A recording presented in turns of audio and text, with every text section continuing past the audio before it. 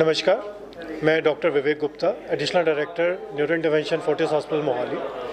आज हमने ये प्रेस मीटिंग बुलाई है स्ट्रोक बीमारी के बारे में बात करने के लिए।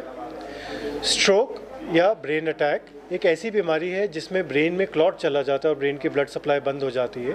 उसकी वजह से पैरालिसिस हो सकता है, या ज़ुबान लटखड़ा सकती है, या ज़ुबान बंद हो सकती है, या बैलेंस ख़राब हो सकता है। ये सब उनके लक्षण हैं। बहुत समय तक स्ट्रोक का इलाज केवल 4.5 घंटे तक एक टीके के माध्यम से उपलब्ध था और उसके बाद कोई ट्रीटमेंट नहीं थी या सपोर्टिव ट्रीटमेंट थी। अब एक नई ट्रीटमेंट जिसे हम मैकेनिकल थ्रोम्बेक्टमी कहते हैं अवेलेबल है, जिसमें स्ट्रोक को हम 24 आवर्स तक ट्रीट कर सकते हैं, मेडिसिन के माध्यम से नहीं, एक तरह की मिनिमली इन्वेजिव सर्जरी के माध्यम से, जिसमें हम ब्रेन के अंदर जाकर एक छोटा सा 2 मिलीमीटर का छेद कर टांग में या बाजू में ब्रेन कुछ डिवाइसेस से ब्रेन के अंदर चले जाते हैं और उस क्लॉट को एक स्टेंट के माध्यम से पकड़कर निकाल सकते हैं। उसे हम मैकेनिकल थ्रोम्बेक्टमी कहते हैं, जो कि हम 24 आवर्स तक कर सकते हैं। ये एक नया इलाज है जो फोर्टिस में अवेलेबल है और 24 आवर्स तक करने की वजह से अब हम ज़्यादा स्ट्रोक के पेशेंट्स को एक डेफिनेटिव और बेटर हेल्थ केयर दे सकते हैं। Thank you. कब से इसके सिम्टम क्या है और मरीज को कब हॉस्पिटल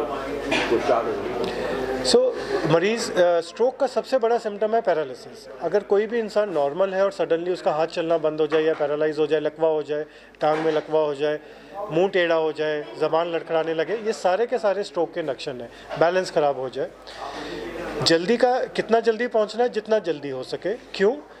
1 मिनट में ब्रेन के 10 मिलियन सेल्स मर जाते हैं, तो हर मिनट में 10-10 मिलियन सेल्स ख़त्म होते जाएंगे। तो जितना जल्दी पहुंचेंगे विद ट्रीटमेंट उतना रिकवरी का चांस बेटर होगा।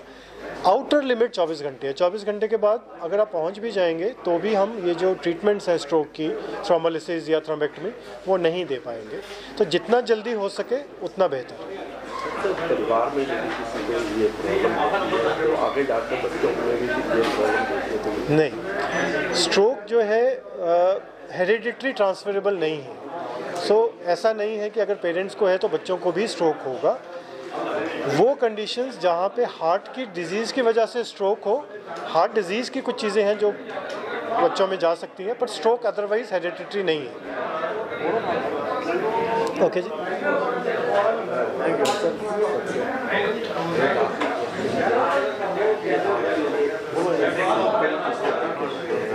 थैंक सिर दर्द रहना या और दूसरा इसके कारण क्या है, दारू शराब वगैरह? सिम्टम्स तो जैसे मैंने आपको बताया, पैरालिसिस सबसे बड़ा सिम्टम है। हेडेक बहुत ज़्यादा नहीं होता है इसमें, कभी कभी बेहोशी आ जाती है, सडनली पेशेंट बेहोश हो जाता है, पर सिर दर्द इसका मेजर लक्षण नहीं है। कारण बड़े इंपॉर्टेंट हैं। जिन भी पेशेंट को हार्ट डिजीज़ है उसमें स्ट्रोक के चांसेस बढ़ जाते हैं, जिनको शुगर है उसमें बढ़ जाते हैं, कोलेस्ट्रॉल ज़्यादा है तो स्ट्रोक के चांसेस बढ़ जाते हैं, स्मोकिंग जिसमें हम भाषा में बोलते हैं खून गाढ़ा करता है, उसमें क्लॉटिंग या स्ट्रोक के सिम्टम बढ़ जाते हैं, सेडेंट्री लाइफस्टाइल, सारा दिन लैपटॉप पे या मोबाइल पे काम करते रहना, नो फिजिकल एक्टिविटी, उनमें स्ट्रोक के, एंड स्ट्रेस, ये 5-7 चीज़ें हैं जो स्ट्रोक के रिस्क फैक्टर्स में आते हैं। इस पर कितना खर्चा आता है?